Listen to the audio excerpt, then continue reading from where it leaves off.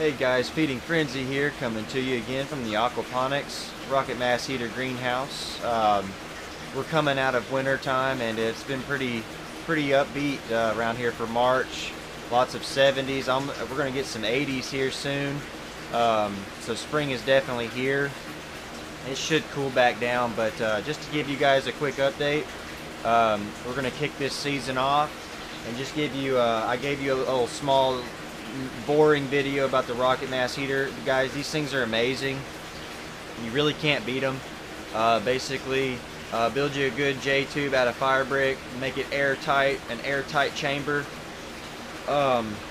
for the convection to happen in, and you'll have an amazing Rocket Mass Heater. Put that barrel, 1.5 inches, 2 inches at most, away from the top of the heat riser on your fire brick chimney, and man, you'll have something amazing. And the more stovepipe you add to your bench, the bigger you make it, the better it is.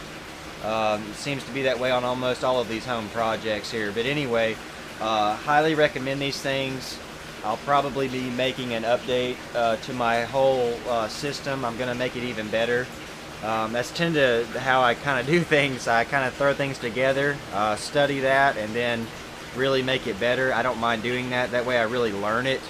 That goes with aquaponics as well. And so speaking of aquaponics, let's just go ahead and get to that.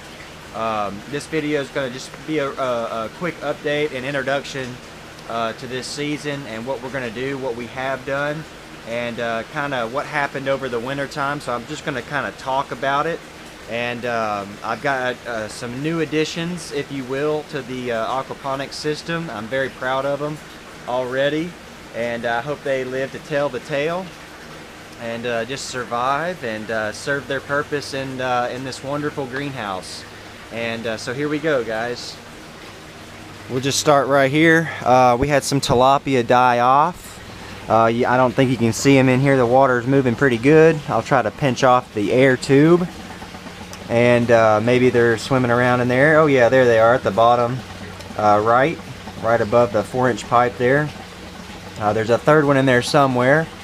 We had some die off, guys. I didn't heat the water, and I knew that would happen, but they died off. I lost my white Nile tilapia, unfortunately, and but they're gonna serve their purpose in the compost for the soil garden, and we'll do a video on the soil garden. I do believe I will do that as well, but just a side note there. So you definitely got to heat your water with tilapia, guys, and I already knew that. I was just testing it. Unfortunately, they just didn't make it, and we had some ups and downs in the winter. We had a couple of air gaps in the plastic, and so I patched those up. But anyway, I didn't want to make too many videos about all the little details over the winter because there really wasn't a whole lot going on. Your fish are going to slow down, and the metabolism slows down, which means their food and waste production, it just slows down. So that means your plants slow down. Guys, your fish are your engine that is driving this machine or making this machine work, called aquaponics. So if you've got good, healthy eating fish and healthy bacteria, then your plants will more than likely be healthy as well. Unless they get some type of fungus from a fruit, mold, fungus thing, But anyway, I'm just trying to cram a lot of little ideas and details of what's going to happen to you in the winter. So, but guys, I don't want to use electricity, okay? So I've got ideas for my rocket stove next year, and we'll go over that later when I talk specifically about the updates on that. But let's move on down. And here's my new additions. We've got 100 channel catfish. They are about 5 to 8 inches long, and they look to be doing pretty good. This is 24 hours into their new environment. I was lucky enough to get them at my local co-op, and I paid 70 cents a piece for them, and I drove them home myself, and they all look to be doing pretty good. We might have one or two that might not make it, might have been too much stress on them, but anyway, I'm happy to see that they're all swimming, and I have not fed my system. I have not fed anything.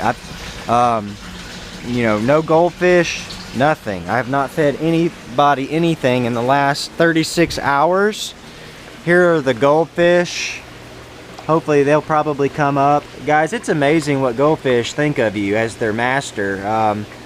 You actually build a relationship with these fish. I know that sounds very strange, but those of you who have done goldfish and had them for a while, like JT Bear and other people out there, you know what I'm talking about. These goldfish are awesome, guys. They really are. And everybody, you know, I'm never gonna get off goldfish and aquaponics, guys.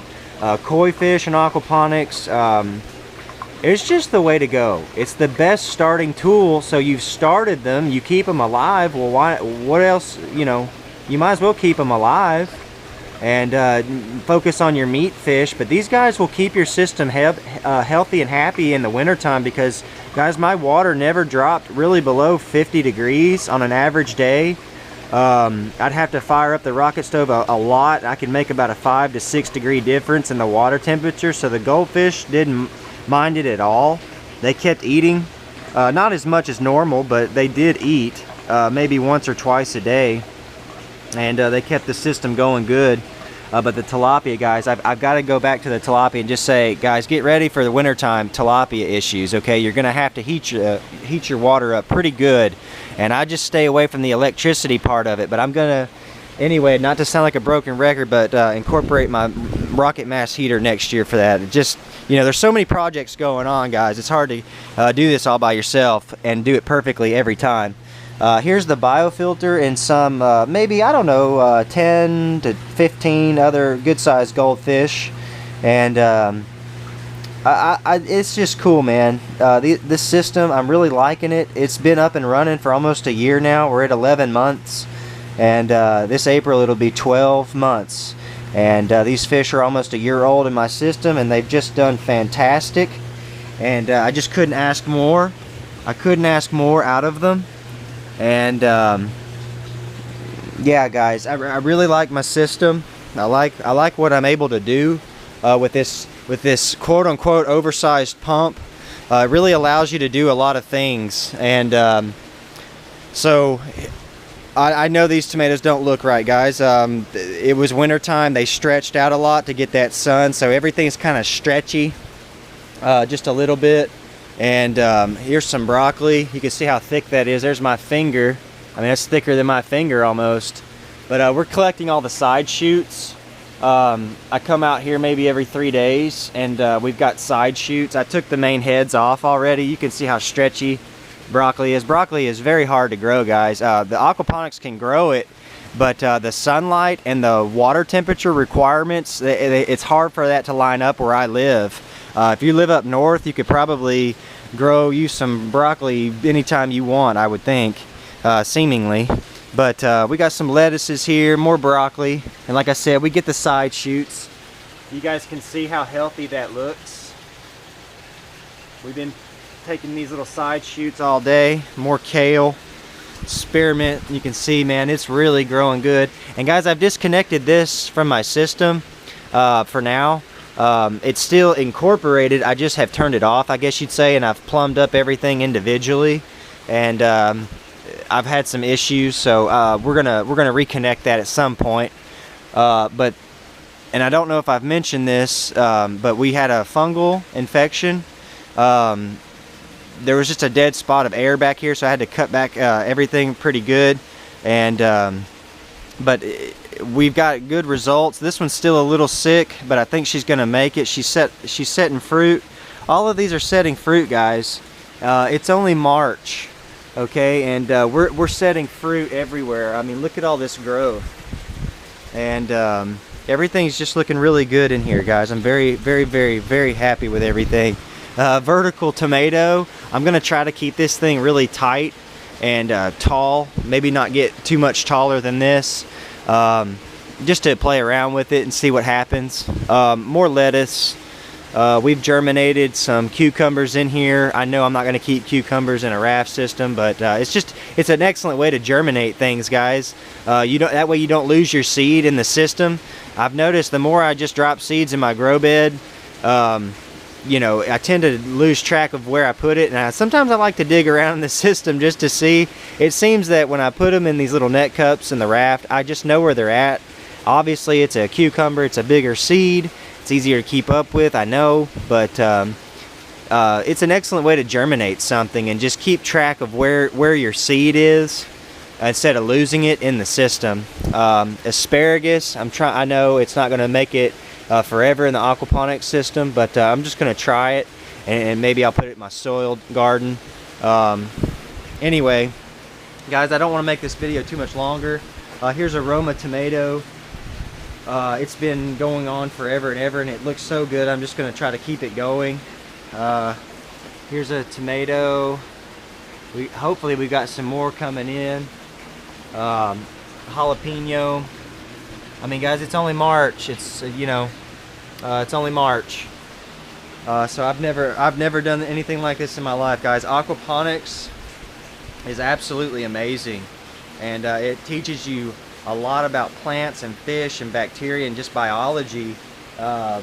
So much, so fast. It's crazy how much you're going to learn when you build your system, piece in, piece out, all by yourself. Maybe you could have help, but when you have orchestrated all of this and the big picture comes together, guys, if you've done all what is necessary with your own artistic expression, but with a few parameters of water flow, order, guys, the sky's the limit. And guys, I'm adding grow beds. Here's one of the additions with the new catfish.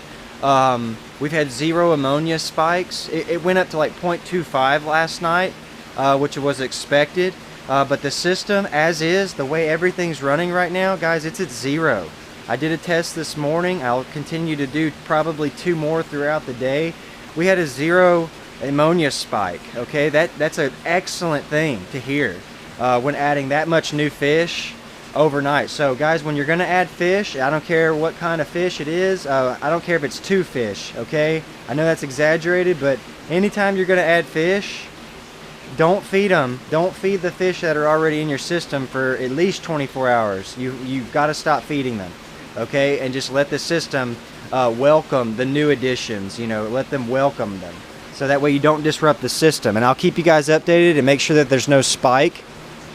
But guys, I've got this grow bed right here. And what I'm going to do, I like to experiment. What I'm going to do is probably fill it up halfway with hydroton. And then cut out a raft, some type of raft board out of styrofoam. And then do a net pot. And train I'm going to raise the water up in the beginning and slowly make a different size standpipe to where it's just down to the actual drain itself. And those roots will eventually chase that water. That's the idea. So I want to see if that can be done and what kind of results I'm going to get. That's the idea.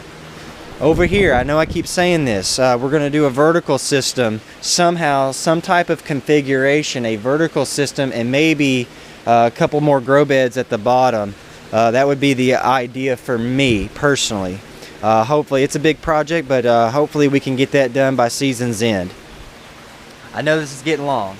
Guys, I just want to say thank you so much for all of these subscriptions. I can't believe how fast my channel's grown in less than a year. That's very exciting to me, guys.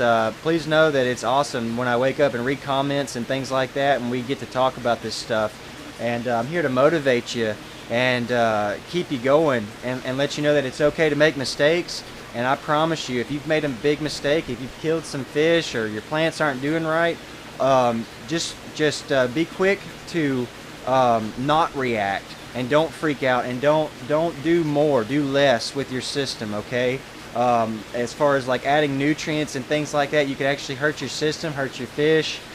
So just don't freak out, and really by all means ask if you're in trouble. You know, ask somebody first if you can, if you've got the time. It's all about your fish though, guys. If your fish are healthy, if you're taking care of your fish and making sure that they're okay and feeding them a high quality, high protein fish food, you'll have excellent results in your plants, okay? Plants are secondary, guys. Fish and bacteria are your primary concern in your aquaponics system. and supplementation is getting down the road. So there's a lot of things that come together, guys, but I'm here to motivate you. And again, I say thank you for all the subscriptions. Thanks for the comments. You guys keep building your systems, keep feeding your fish, and keep enhancing your lives. And I'll see you on the next video.